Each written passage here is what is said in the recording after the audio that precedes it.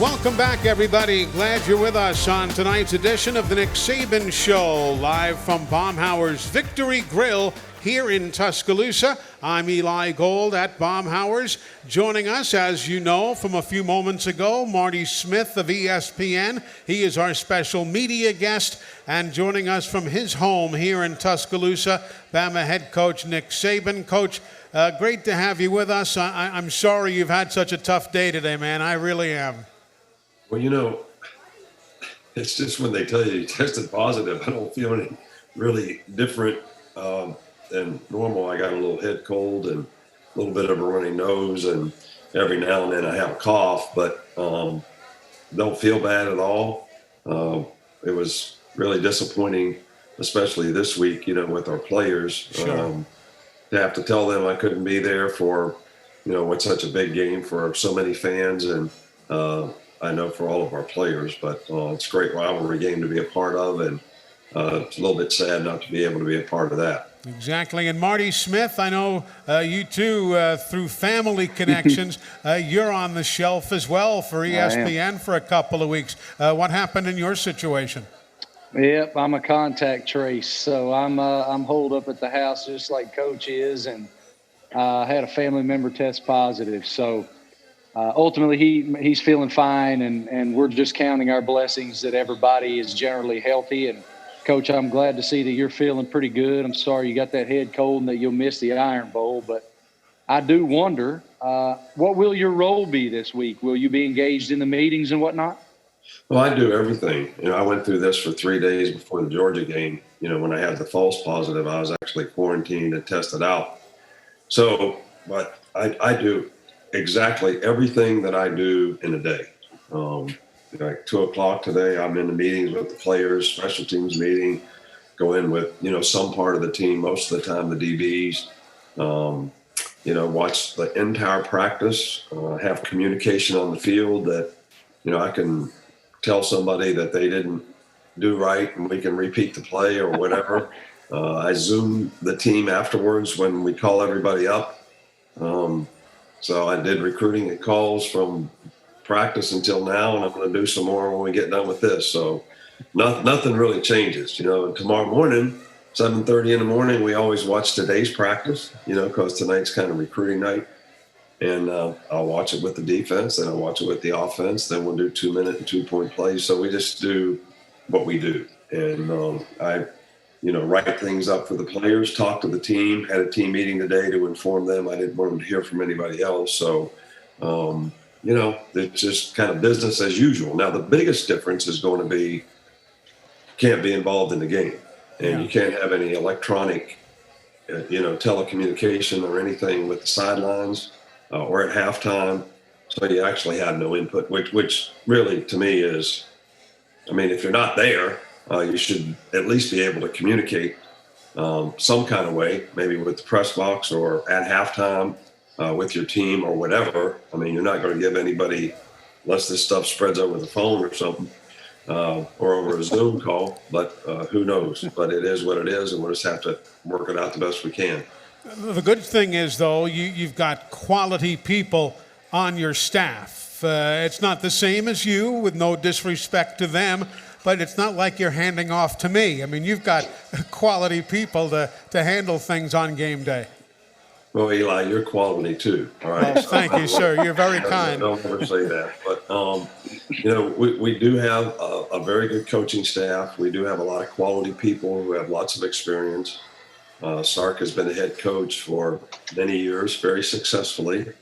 So we want to try to organize our staff so the extra responsibility doesn't burden him as a play caller. Mm-hmm. But when he was a head coach, he called the plays. All right, so this is not really anything new or something that he hasn't experienced in the past. If you're just joining us, the Nick Saban Show on the air for this Wednesday night. Obviously, next week we'll be back to Thursday, but we moved this week because of Thanksgiving. Marty Smith from ESPN is the media guest. Marty, jump in with another question for the coach.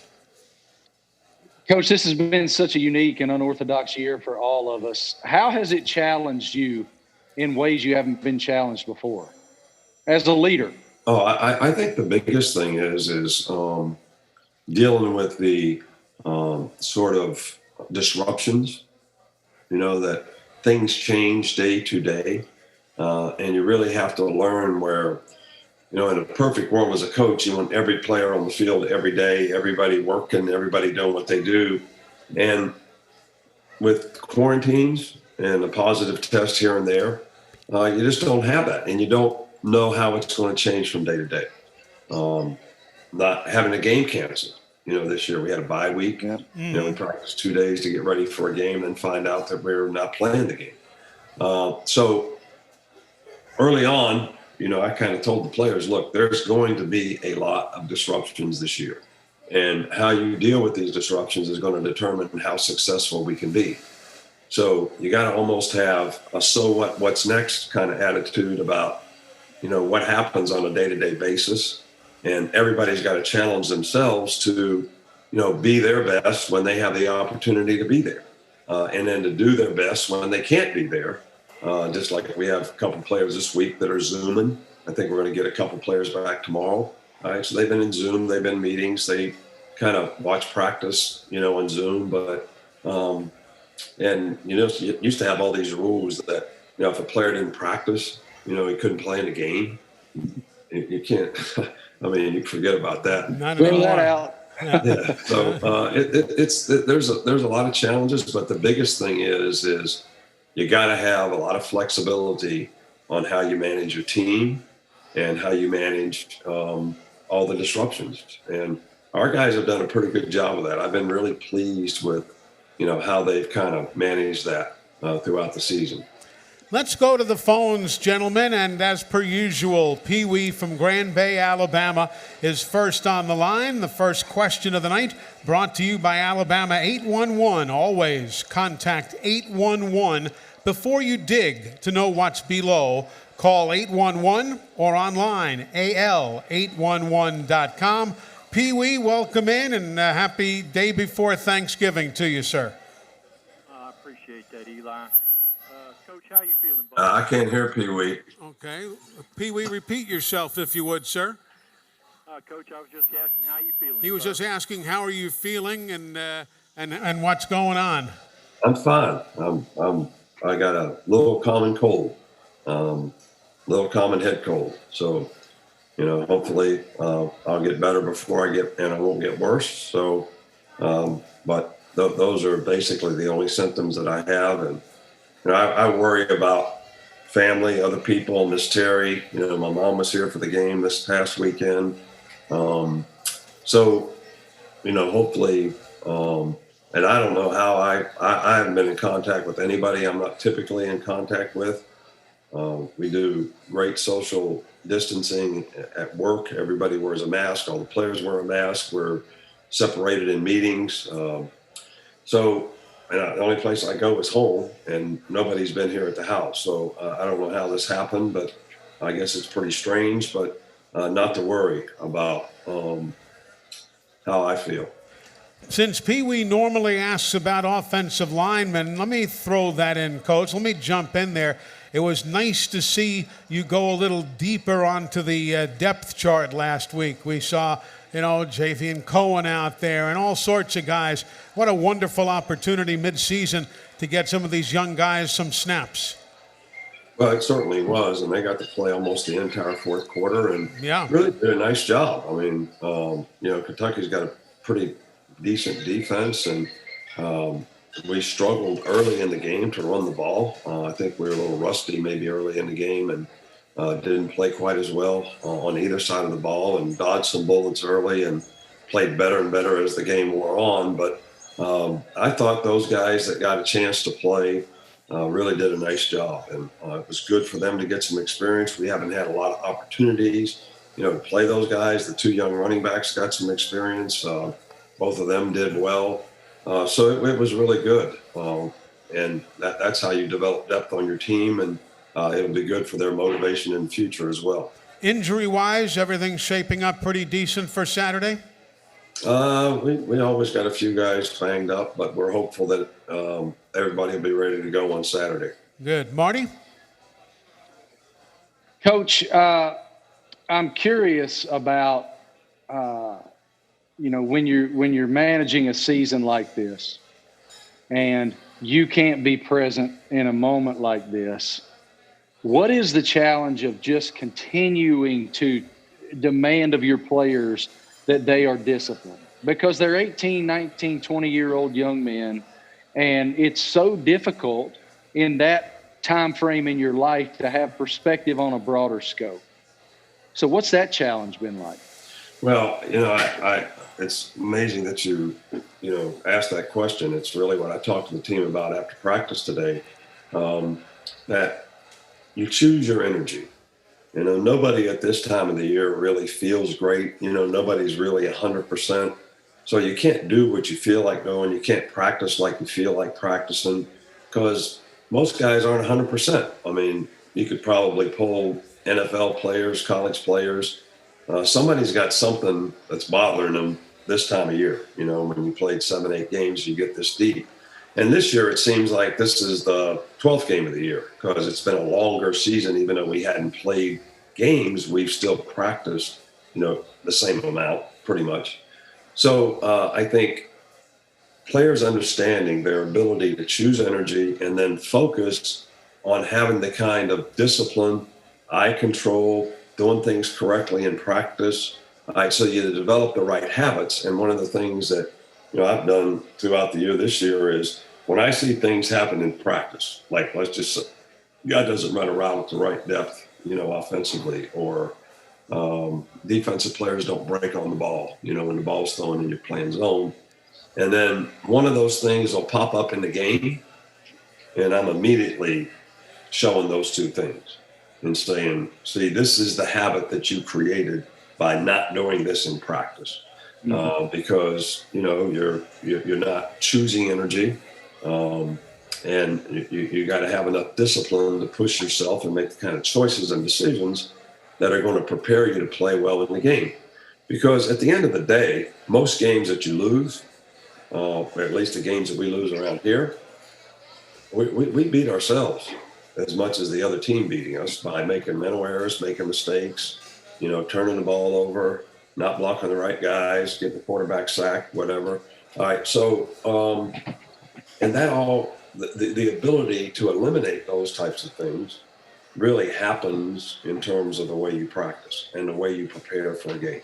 So it doesn't start on Saturday. It really starts on Monday when we give out the scouting report and we start getting ready for a team. And then every day in practice, you're going to have an opportunity, whether it's goal line and short yardage or third down period or whatever it is, to try to create those habits that are going to carry over in the game.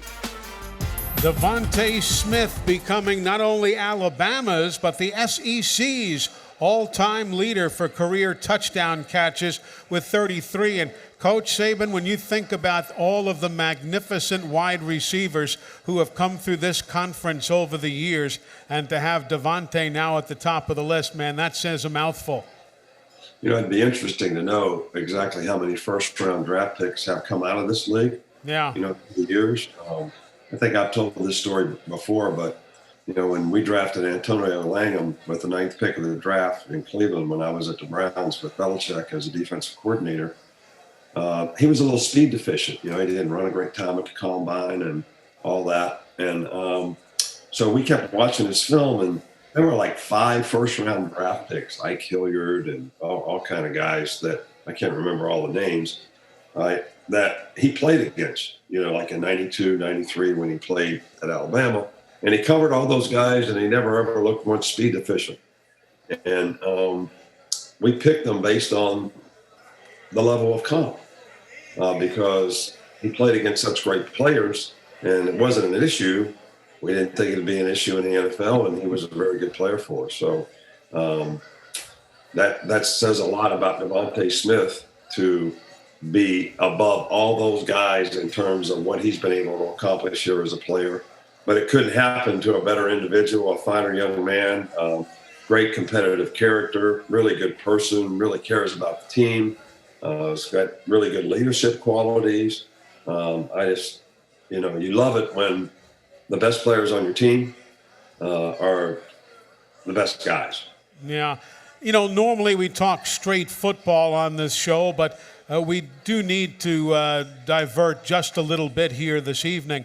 A gentleman who we all know, Marty and I knew him first in NASCAR and from his walk-on days here at the University of Alabama. You as well, Rowdy Harrell, a former linebacker, a walk-on, went on to get hired by Hendrick Motorsports and worked successfully in NASCAR. He and his wife on their honeymoon tragically killed in a car accident in the Florida Keys. And Coach, it just, it just brings tears to your eyes. A nicer guy, and when you talk walk-ons, man, that's a special breed right there. And I hated to hear that news today. Well, and Rowdy was the epitome of what those guys stand for. Yeah. He was a hard worker. He had great character. He actually, stayed because we wanted to make him a part of the organization. He stayed and worked in the weight room with Scott Cochran for a little while when he got finished playing.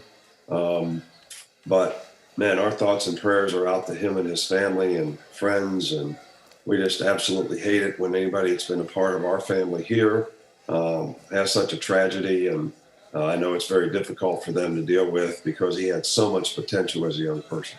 And Marty, you knew him. He worked with Alex Bowman's team. He worked for Dale Jr. with JR Motorsports for a while, and a very beloved guy in the garage area of NASCAR.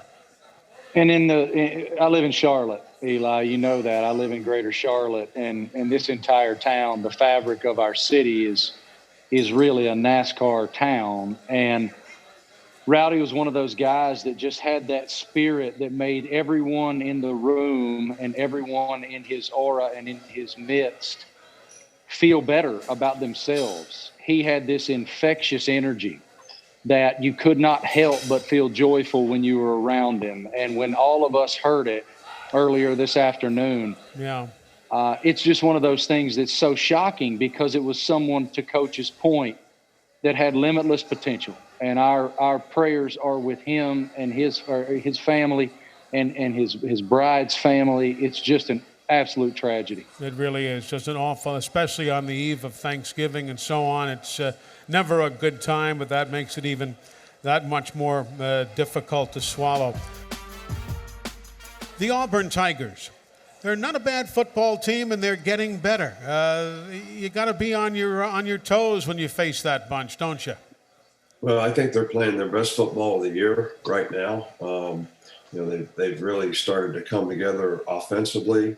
Bo Nix is a really, really talented, good player, and they had a lot of new starters on offense, in the offensive line, new runners. So they've got really good skill players outside. They've got good speed, and they've started to create some balance in running and passing. And make explosive plays and score a lot more points. So this is going to be a real challenge. And defensively, they've been solid, all year long. Kevin Steele does a great job, with those guys. They play hard. They play with a lot of toughness. They're always sound, in what they do. They don't beat themselves. So you really have to execute well against them.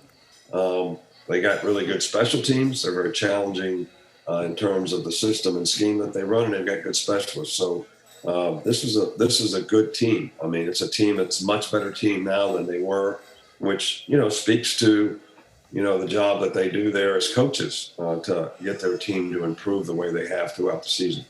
Marty Smith, jump on in, my friend. Coach, one thing that the great ones like yourself, a character trait that you all share is you obsess over the details of the setbacks more than you enjoy the joy of the successes. And so I wonder, when I say Iron Bowl, what is the memory for you that stands out above all of them? Well, you're absolutely right. Not just about the Iron Bowl, but every other game that we lost here, the 2 national championship games that we lost, a playoff game that we lost. I don't really remember a whole lot about the ones that we won. But I remember a lot about last year's game. Didn't play very well on defense, threw 2 pick sixes, have 1st and 1 at the 1, and they take it back 100 yards for a touchdown. So it's really a 14-point swing. I was proud of the way our players, competed in the game to come back in the game and, have an opportunity at the end. And, they left the quarterback in the game in a punting situation, and we messed up the substitution. So just remember all those things that are things that, remember not just, people just remember the kick six. Yeah. But really, if you go back and look at the game, we had the ball inside the 20-yard line 5 times with a 7-point lead and never scored. Made a field goal, had a false start. Next one, they blocked. Run the ball to the 2-yard line, get a holding penalty, back us up. It was unbelievable. And then they scored in 2 minutes right at the end of the game. And we got a chance in 2 minutes and try a 57-yard field goal. And, the guy runs it back for a touchdown, and we didn't cover. So I can go through every game that we lost. When Cam Newton was there, we were ahead, I think, 24-7 or something like that. The year they won the national championship, and Mark Ingram's going to make it even bigger and fumbles the ball through the end zone. All right, so not only do they get the ball, we don't score. And they came back and beat us. So this has been a challenging, game for us each and every year. And I only remember, I can't tell you much about the other games. Psychologically, but it's the same way with the national championship games, man. I can tell you about the 2 we lost. I don't remember a lot about the 5 that we won. I love you, man, but I just don't envy that part. And I understand that has to be psychologically part of your utter guttural disdain for complacency. That has to be all wrapped up in that psychology that, hey, we just conquered the whole world. I don't remember a whole lot about that humongous blinged out ring they gave me, but I remember when this team defeated me and my scheme and my players. Yeah, but I think it's kind of a part of your DNA, that there's some animals that are predators, and they're predators all the time because that's their DNA. And there's others that are very passive, because that's their DNA. So is it hard to live with sometimes? It is. Yes. But would I want it any other way? I don't think so. Not in this profession, at least. Yeah. Because, complacency to me, when you're a competitor, creates a blatant disregard for not doing things correctly. And as soon as you do that, you're destined to go downhill because you're always either getting better or you're getting worse. You're not really staying the same. So when you get complacent, you really got problems. Is that something you learned from your youth, Coach? Were you that motivated, that focused, that able to retain what went wrong versus the what went right stuff when you were a kid playing the game? My dad was just like me, or worse. Uh-huh. So if I didn't know what went wrong, he did. I hear you. Man, can I relate to that? Which was a good thing. That was a good thing. I don't mean that in a disrespectful or a negative way, because it was a good thing. Because it kept you from being satisfied. Sure. You heard me say this so many times before. Success is not a continuum; it's momentary, and is you're only as good as your next play. You're only good as your last play. So you got to keep on working to do the things that you've always done to help you be successful, or you're not going to continue to be successful. Somebody's going to take your place. And when you're on top, you've only put yourself in a position where everybody is after you, and you're always going to get their best game. So you have to be ready to always play your best game. Marty, it sounded like you and Coach Saban shared a daddy, huh? Well, I was just going to say, I want to follow up on that because I've been blessed to have conversations with Coach about this kind of thing in the past. But I do wonder, Coach, it took me a long time into my adulthood to understand why my dad was that hard on me. As a young man, as a young person, certainly as a boy, I didn't get it. Like, what in the world do I have to do to please you? But then once I got older and realized that striving to be great was part of my DNA because of that constant demand of my dad. I went, oh, okay, I understand this now. When did you get it? How long did it take you to understand the why? It took a while. And, my dad died when I was just 21 or 22 years old, and abruptly. And I realized it, and don't know that I ever had the opportunity to tell him, that. But, I had a great mother too, and she was always sort of trying to explain that to me. I didn't really understand it, and maybe at times didn't want to hear it. But in the back of my mind, I think I kind of knew it. I just didn't like it, but it did make me better. Marty Smith from ESPN, why don't you lob another question at the coach? All right, this is an important one, Coach. We're going to go no football here. This is a question my buddies and I ask each other often. All right, you're going in the convenience store. You get 2 snacks and 1 drink. What are you getting? Well, that's easy. I'm going to get 2 small Little Debbie cookies. And if it's early in the morning, I'm going to have coffee. If it's later in the afternoon, I'm going to have, some kind of Powerade, Gatorade, something like that, to go with it. But that's all right. Not at all. All right, I got it. All right, so the defense is throwing you something you did not prepare for. Convenience store has no oatmeal cream pies. What's your audible? Cheese crackers.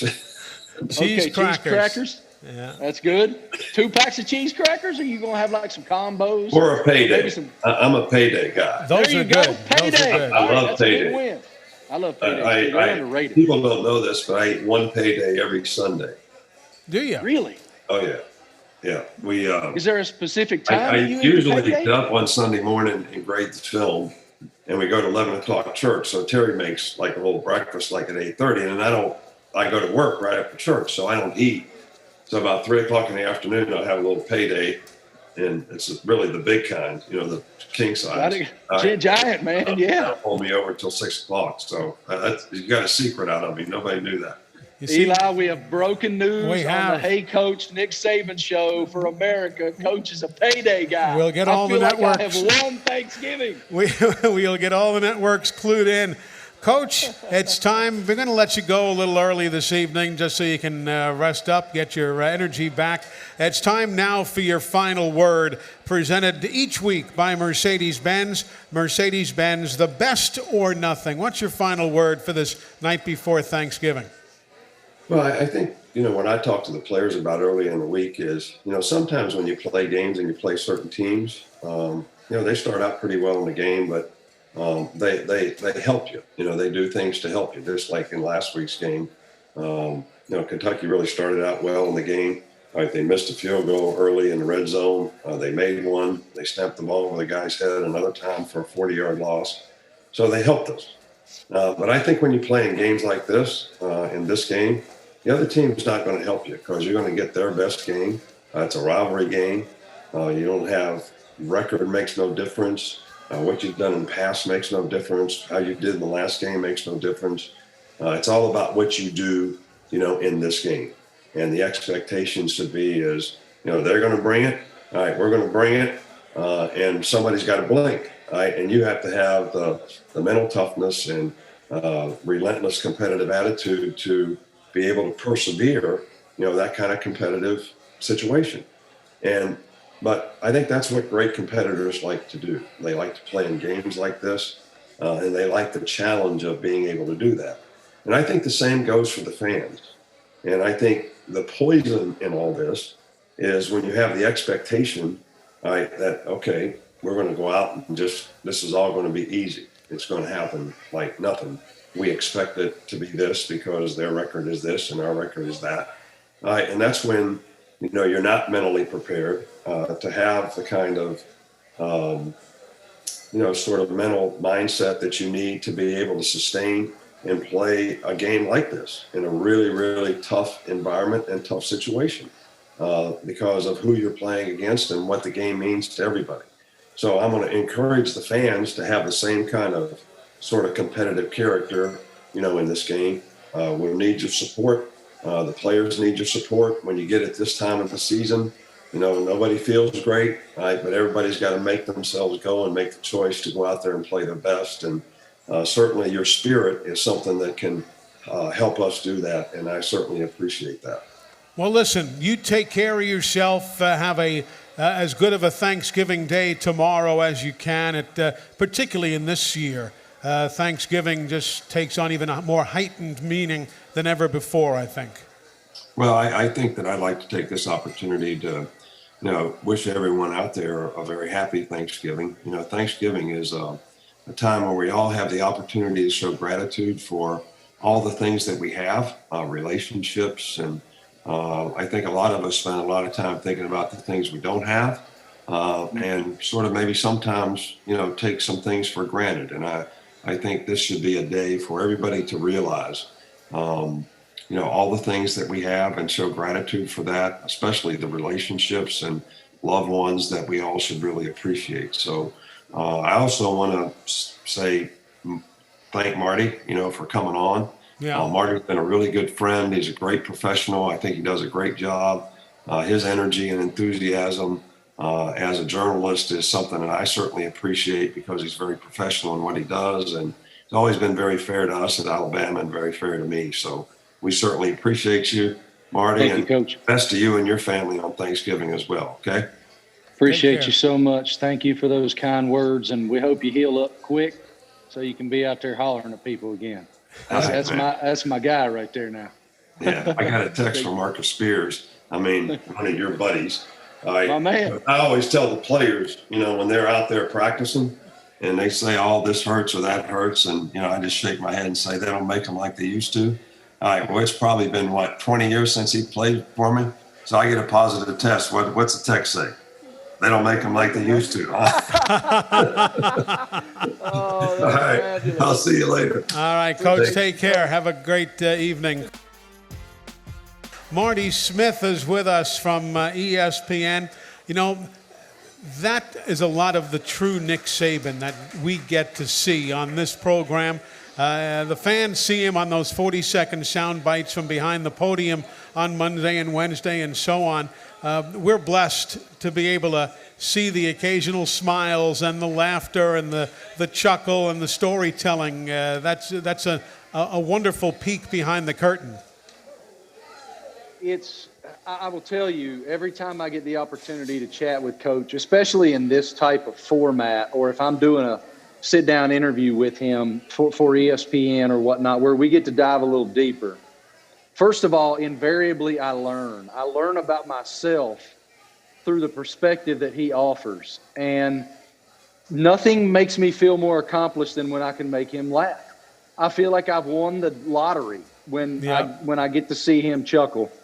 And I can't tell you, Eli, how grateful I am for those kind words that he just said about me. And that's the ultimate endorsement when someone of his pedigree and someone with his resume and that has been interviewed by everybody and been around everybody in the industry, for him to say those words about me are humbling beyond articulation. Well, I've known I'm going to ask you to clip that off and send it to me, please. Thank you. We will definitely do that. Definitely. I've known you for a lot of years, and that's been part of your MO. You have always been able to get inside your interview subject. That was one thing I learned when dealing with the late Dale Earnhardt. I knew that there were certain things I could open up a conversation with that would get him to relax and just be comfortable around me. How did you learn the art of interviewing? It took a lot of time. Yep. And a lot of mistakes and a lot of really bad questions. And I went to Tony Stewart Media School, which he suffers no fools. And then I had a lot of great tutelage. And by the time that I got to a point where I was interviewing someone like Coach, I kind of had an understanding of how to prepare, because with folks like Coach Saban, they will reciprocate your preparedness. If you show up unprepared, they are not going. Yeah, they know it. And why would they invest in that? I don't blame them for not investing in someone that's not prepared. So if you show them that you are prepared and you've found nuance and you've learned intricacies that you've obviously studied for, then they're going to reciprocate that. And then all of a sudden, there's a respect that comes with that. And then you can dive a little deeper and learn about the man or the woman and learn those senses of humor.